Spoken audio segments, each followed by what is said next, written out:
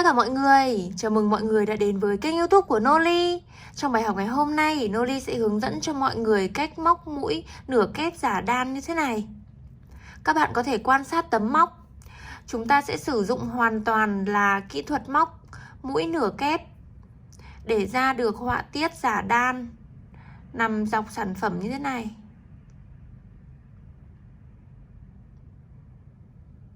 Các bạn hoàn toàn không cần phải biết đan, nhưng chúng ta cũng sẽ ra được họa tiết móc giống như là đan.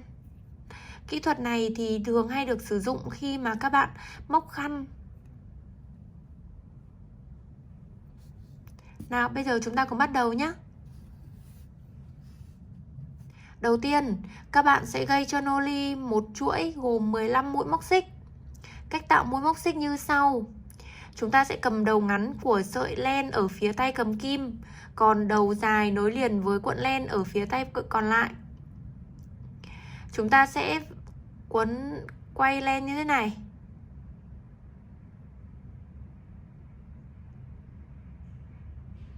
Đó, các bạn sẽ quay như thế này. Sau đó thì giữ lại ở điểm giao điểm. Chúng ta sẽ gập ngón tay, cầm lên. Sau đó thì các bạn dùng kim móc lên một mũi móc xích. Đây chính là nút thắt đầu tiên, chưa được gọi là mũi móc xích. Các bạn sẽ móc lên cho mình là 15 mũi.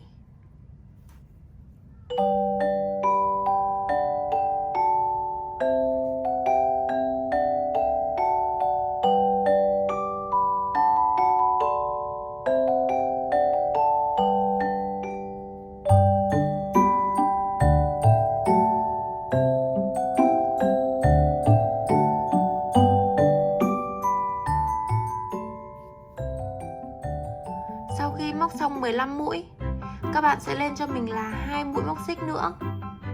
Đây chính là chiều cao của mũi nửa kép. Chúng ta lấy len và đâm kim vào chân thứ 3 tính từ kim móc. 1, 2, 3. Chúng ta sẽ đâm kim vào đây. Móc lên mũi nửa kép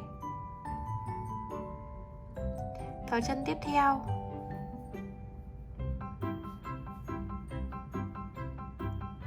Tiếp tục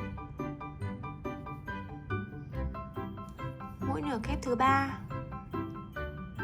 Các bạn sẽ móc cho mình là 15 mũi nửa kép cho tới hết hàng. Nếu các bạn chưa biết học móc mũi cơ bản như thế nào thì mình có để đường link ở phía dưới video này. Các bạn có thể mở phần mô tả để xem toàn bộ khóa học móc len cơ bản. Như vậy là chúng ta đã hoàn thành xong được hàng đầu tiên, gồm có 15 mũi nửa kép. Bây giờ các bạn sẽ lên cho mình là 2 mũi móc xích. Quay sợi dây lại. Bây giờ chúng ta sẽ thực hiện hàng mũi nửa kép giả đan đầu tiên. Các bạn có thể quan sát như thế này. Bây giờ chúng ta sẽ lấy, bình thường thì các bạn sẽ móc mũi nửa kép vào chân như thế này. Nhưng ở đây với họa tiết giả đan, ở hàng đầu tiên chúng ta sẽ móc vào cạnh này, cạnh đằng trước. Đây nhá, các bạn quan sát này. Chúng ta sẽ chừa lại hai cạnh này không móc vào, mà chúng ta sẽ móc cái đường nằm ngang ở đây. Ở mũi này thì chúng ta sẽ gióng xuống này.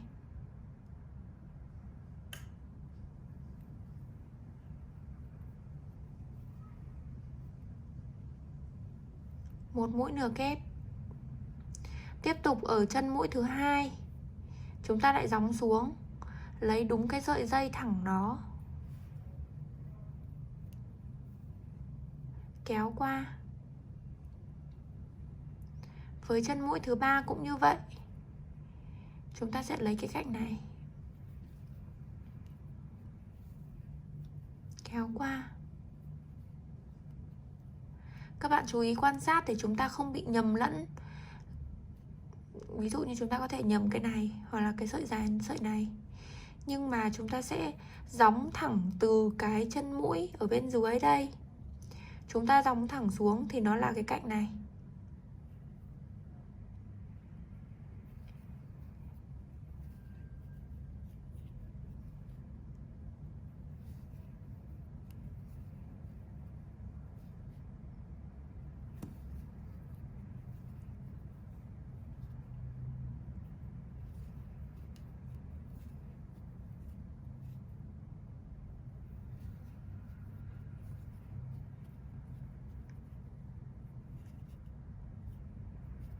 Đây chính là mặt sau của tấm móc. Còn đây là mặt trước này. Các bạn có thể quan sát là khi mà chúng ta móc như vậy thì ở trên bề mặt của sản phẩm ở mặt phải nó sẽ nổi lên được một hàng chữ V như thế này, rất là giống với họa tiết khi chúng ta đan. Các bạn thực hiện cho tới hết hàng. Tới mũi cuối cùng, các bạn sẽ móc vào cả hai cạnh. Như chúng ta móc mũi nửa kép bình thường là chúng ta sẽ móc luôn vào hai cái cạnh này.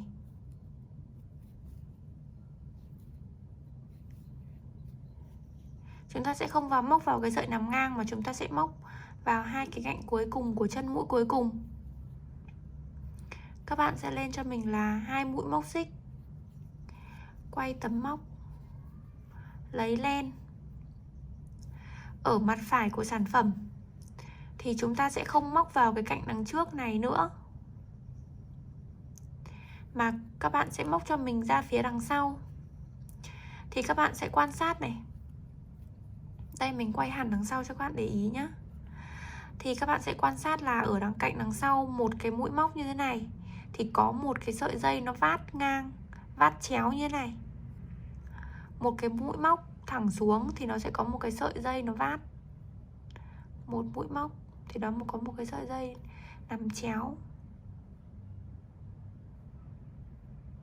Thì chúng ta sẽ móc vào cái sợi dây nằm chéo như thế này.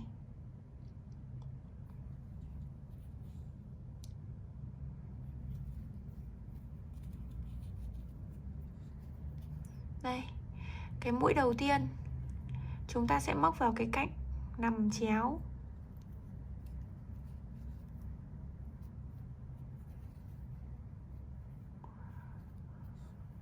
Ở mũi móc thứ hai chúng ta cũng lấy cái cạnh mà chéo.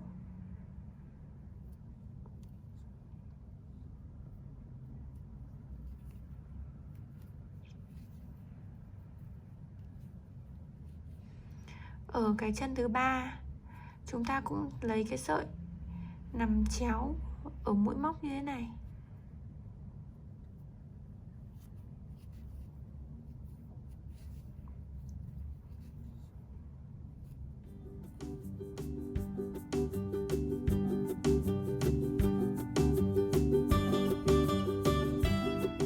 Khi các bạn đã lấy cái sợi dây này quen rồi thì chúng ta cứ cầm này chúng ta móc luôn này.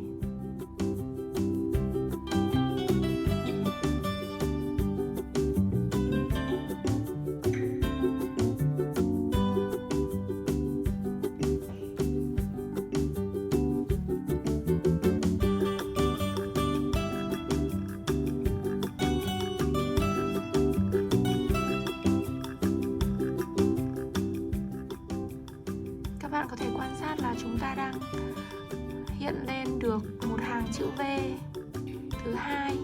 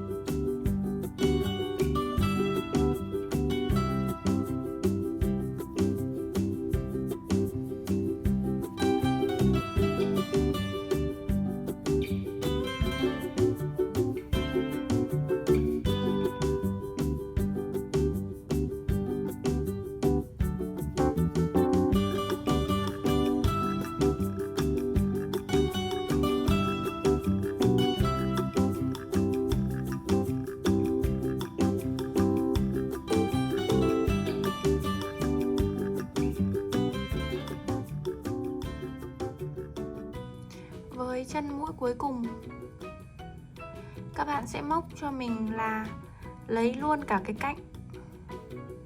Đây, ở chân mũi cuối cùng nhá. Thì đây là chân mũi cuối cùng này.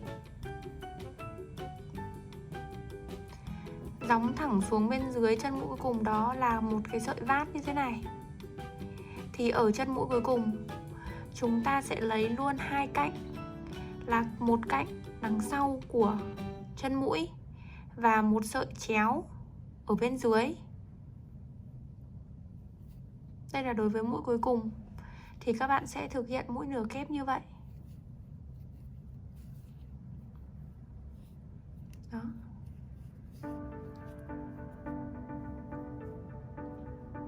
Họa tiết này là họa tiết giả đan, làm cho bề mặt sản phẩm nổi lên đường gân rất là đẹp.